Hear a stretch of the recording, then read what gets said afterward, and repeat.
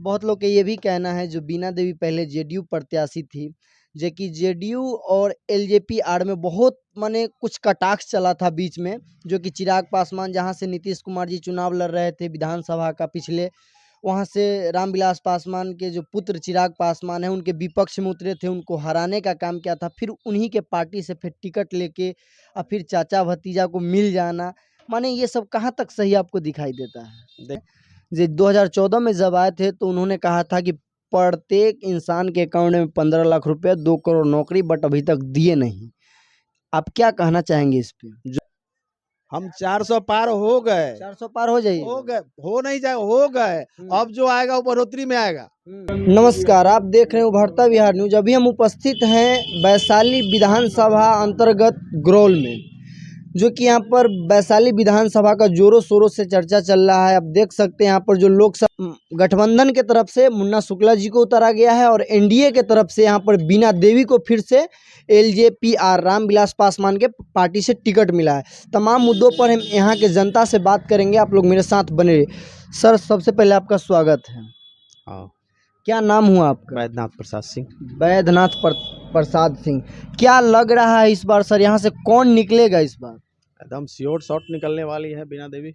बीना देवी? क्यों बीना देवी? बहुत लोग का कहना है, जानना चाहते हैं बीना देवी फिर क्यों निकलेगी यहाँ से? इसलिए निकलेगी कि उन्होंने जो एक सांसद का जो वर्क होता है बाखूबी निभाने का काम किया है।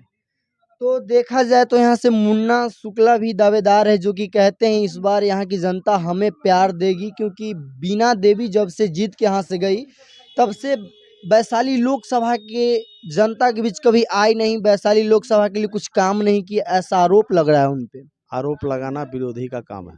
अच्छा, काम क्या की है बीना देवी के द्वारा, क्या क्या हुआ है, लोग जानेंगे समझेंगे तब ना। सर क्या हुआ, आप बता सकते हैं? बता सकते हैं जी बताइए। जो हमारे यहाँ बेकार का पड़ा हुआ था चीनी मिल, जी।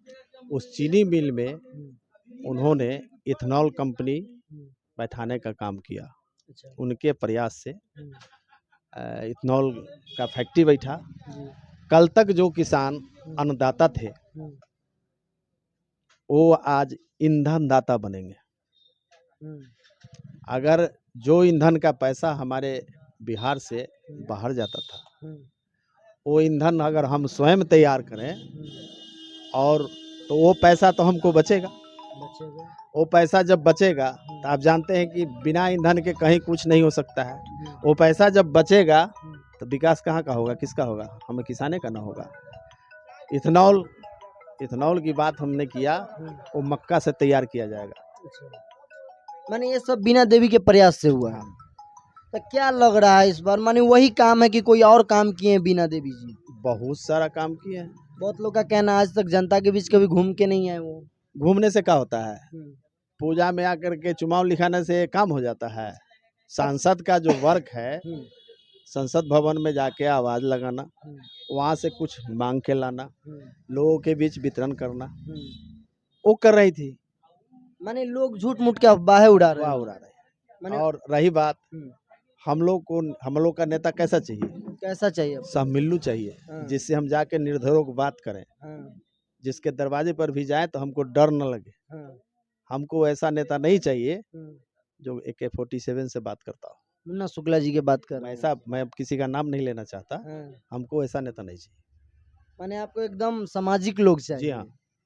अच्छा, बहुत लोग का ये भी कहना है जो बीना देवी पहले जेडीयू प्रत्याशी थी, जो कि जेडीयू और एलजेपी आड़ में बहुत माने कुछ कटाक्ष चला था बीच में, जो कि चिराग पासवान जहां से नीतीश कुमार जी चुनाव लड़ रहे थे विधानसभा का पिछले, वहां से रामविलास पासवान के जो पुत्र चिराग पासवान है उनके विपक्ष में उतरे थे, उनको हराने का काम किया था। फिर उन्हीं के पार्टी से फिर टिकट लेके और फिर चाचा भतीजा को मिल जाना, माने ये सब कहाँ तक सही आपको दिखाई देता है? देखिए, गठबंधन जो आया हमारे भारत में, ये अटल बिहारी वाजपेयी का दिया हुआ है। बिना सहयोग से ताली एक हाथ से नहीं बजता है। ताली बजाने के लिए दोनों हाथ का जरूरी है। गठबंधन धर्म का पालन करते हुए वक्त था, इसलिए उन्होंने वैसा किया। आज हमारे गठबंधन में है। फिर ऐसा हो सकता है जब विधानसभा में नीतीश कुमार के हराने के लिए चिराग पासवान विपक्ष में टीम अपना प्रत्याशी उतारे? ऐसा कुछ नहीं होगा। नहीं होगा? नहीं होगा। अच्छा बात करेंगे, आप बोल रहे हैं जी यहाँ से बीना देवी जीतेगी, तो मैं आपसे एक सवाल और पूछना चाहूँगा, क्या लगता है इस बार देश के प्रधानमंत्री तीसरा बार नरेंद्र मोदी जी बनेंगे? अवश्य बनेंगे, बनेंगे? ये अवश्य बनेंगे। इसलिए बनेंगे हाँ। कि उनका जो एक हॉट टॉक पर जो लाइनिंग हुआ है हुँ, गरीब गुरबा से हुँ, और प्रधानमंत्री, हुँ, इसमें बीच में डिस्कनेक्ट कहीं नहीं होता है। हुँ, जो भी योजना परियोजना हुँ, अगर आया तो हुँ, डायरेक्ट पब्लिक के घर में जाता है। हुँ, जैसे में हुँ, उज्ज्वला योजना कर रहा है, हाँ। चूंकि माने आप उसको लोग कुछ मोदी जी से खुश हैं? बिल्कुल खुश है। अच्छा, बहुत लोग का ये भी उन पे आरोप लगता है, जे 2014 में जब आए थे तो उन्होंने कहा था कि प्रत्येक इंसान के अकाउंट में 15 लाख रुपए, 2 करोड़ नौकरी, बट अभी तक दिए नहीं। आप क्या कहना चाहेंगे इस पे? जोड़ के देखिए ना, हाँ, 2014 में आए थे, हुँ, आज 24 आने वाला है। हुँ, 10 बरस में लोग अपने आप को तौल के देखे ना हुँ, कि 10 बरस पहले क्या था। हुँ, आज वो जो लोग बोल रहे हैं हुँ, वो अपने आप को तौल करके नजरअंदाज करे। हुँ, कल तक जिसके घर में हुँ, रोटी के लाले पड़ रहे थे उसको पूंजी है, पूंजी है। कैसे आया? यही तो समझने की बात है। हाँ, दुष्प्रचार करने के लिए तो हम कुछ भी कर सकते हैं, जी, सही बात लोगों के बीच में रखेंगे तब ना। जी, अब रही बात मोदी जी की बात, तो आपने छेड़ दिया है तो मैं एक बात बताना चाहूँगा। हुँ, अभी दुष्प्रचार हो रहा है जी, कि अगर मोदी आया तो संविधान खतरा में। जी। बहुत लोग का नहीं, विपक्ष का ये कहना है कि अगर मोदी जी तीसरा बार देश के प्रधानमंत्री बनेंगे तो संविधान खतरे में है, आरक्षण खतरे में है, जो कि बार-बार हर एक मंच से ये सुनने को मिलता है। क्या सच में संविधान खतरे में है, आरक्षण खतरे में है? मैं बताता हूँ, हमारे यहाँ 2 संविधान के बारे में हुँ, बराबर चर्चा होती रहती जी, है। एक संविधान मनुस्मृति संविधान, जी। मनुस्मृति। ठीक, और दूसरा बाबा साहेब भीमराव अम्बेडकर का संविधान। हुँ, बाबा साहेब भीमराव अम्बेडकर के वजह से हुँ, उनके संविधान में जो छेद अनुच्छेद या जो बनाया हुआ है उसके आधार पर आज अति पिछड़ा गरीब का बेटा प्राइम मिनिस्टर की कुर्सी पर है, जिसका नाम है मोदी जी। अब आप ही बताइए कि ये जीत के जाएंगे, ये बाबा साहेब भीमराव अंबेडकर के संविधान को खत्म करके अब मनुस्मृति वाला संविधान संविधान लाएंगे, जिसमें उस आपको आप लोग समझदार हैं। मनुस्मृति संविधान का एक बार हमने पढ़ने का कोशिश किया, मैंने देखा उसमें लिखा हुआ है कि जो जिस काम के लायक है वही काम होगा, और उसमें ब्राह्मणवाद को बढ़ावा दिया गया। अब आप बताइए, अभी अगर विपक्ष जीतती है उसके हीरो कौन है? नरेंद्र मोदी, राहुल गांधी। सॉरी, राहुल गांधी। राहुल गांधी। जी। क्या एक गरीब अति पिछड़ा का बेटा हुँ, चाहेगा कि ये संविधान बदल करके राहुल बाबा को, तो ब्राह्मण है जाति से आते हैं, हुँ। वो चाहेंगे कि संविधान को हम बदल दें? माने आपके कहने के अनुसार ये झूठ-मूठ अफ़वाहें फैलाई जा रही हैं। हाँ, बिल्कुल बिल्कुल अफवाह है। इसलिए अफवाह है हुँ, कि वही लोग हल्ला चिल्ला कर रहे हैं हुँ, जिनको कुछ लूटने में नहीं बन रहा है। हुँ। अच्छा सर, मैं एक बात आपसे मैं पूछना और चाहूँगा, 2 करोड़ नौकरी की जो बात किए थे 2014 में, इस पर आप कुछ कहना चाहेंगे विस्तार रूप से सर?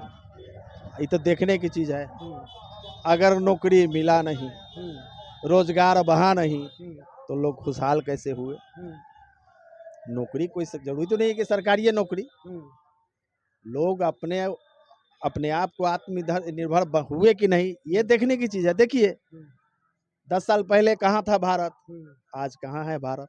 अच्छा मैं आपसे एक और सवाल पूछूँगा। आप ये बता दीजिए, उनका कहना है इस बार 400 पार, क्या लगता है आपको 400 पार हो पाएगा क्या? ये जो चुनाव हुआ है, इस हम पार हो गए, हम 400 पार हो गए। 400 पार हो जाइएगा? हो गए, हो नहीं जाए, हो गए। हुँ, अब जो आएगा वो बढ़ोतरी में आएगा। हुँ। हाँ, माने 400 पार इस बार हो गए आप हो लोग? गए। हाँ। हाँ, अच्छा, बीना देवी को वैशाली लोकसभा से आप लोग कितना वोटों से जिता रहे हैं? बस इसके पहले साल जो जीती हैं, पंचवर्षीय जीती हैं, उससे ज्यादा वोट से जिताएंगे। हुँ, हाँ, जीतेंगे वो? बिल्कुल जीतेंगे, इसमें कहाँ शक है। फिर से सांसद बनेंगे वो? बिल्कुल बनेंगे, हम लोग के लिए काम करते आए हैं, करते रहेंगे। हाँ। माने बहुत अच्छा वो काम कर रहे हैं। जी हाँ। लेकिन बहुत लोग का सर हाँ हाँ हाँ, हम पहले ही ना बोले कि पूजा में आके चुनाव लिखे से थोड़ा थोड़ा सांसद काम करेगा। हाँ। पूर्व के पार्लियामेंट में काम करेगा। क्या बात करते हैं, मैंने पहले मैंने सांसद का जो वर्क है वही वर्क न करेगा जी। बाहर से क्या मैंने वहां से क्या लाना है, उसके फेरा में रहेगा कि आके आपके यहाँ चुनाव लिखाने आएगा। रोड, पुल, पुलिया, आपने अभी गोर चीनी मिल का जो छेड़ दिया बात, तो देखिए कि हमारा चीनी मिल जो है, जो बंजर पड़ा हुआ था, उसको आबाद हुआ किया गया कि नहीं? बीना देवी द्वारा किया गया। बीना देवी, हाँ, उनके प्रयास से ही हुआ। अरे हमारा सांसद है, वहां जाके आवाज नहीं उठाएंगे तो कौन सुनने वाला है? कोई नहीं सुनेगा। इन्होंने पुरजोर कोशिश की, सब लोग जो साथी लोग थे उनसे मिल करके बात करके आज आपको हमारे वैशाली लोकसभा क्षेत्र में ही 2-2 मिल प्रति पड़ा हुआ था, वहाँ इथेनॉल का व्यवस्था हुआ, और वो इथेनॉल हमारे किसान भाई के द्वारा उपजाया हुआ जो मक्का है उससे तैयार होगा। मैंने आप लोग बीना देवी से बहुत खुश हैं। बहुत खुश है, इस बार निकल रही है वो वैशाली निकल रही है, अपार बहुमत से निकल रही है। अपार बहुमत। जी हाँ, मुन्ना शुक्ला नहीं निकलेंगे। नाम मैंने कहा ना, विपक्षी का नाम हम नहीं ले सकते, नहीं ले सकते हैं। तो चलिए, अभी आप देख रहे थे हमारे साथ एक दादा थे जो कि राजनीति के प्रति, अपने समाज के प्रति क्या प्रतिक्रिया रखते हैं, इन्होंने दिया। आपके दिल में क्या प्रतिक्रिया है, आप भी हमारे कमेंट बॉक्स में कमेंट करके बताइएगा। तब तक के लिए जय हिंद, जय बिहार।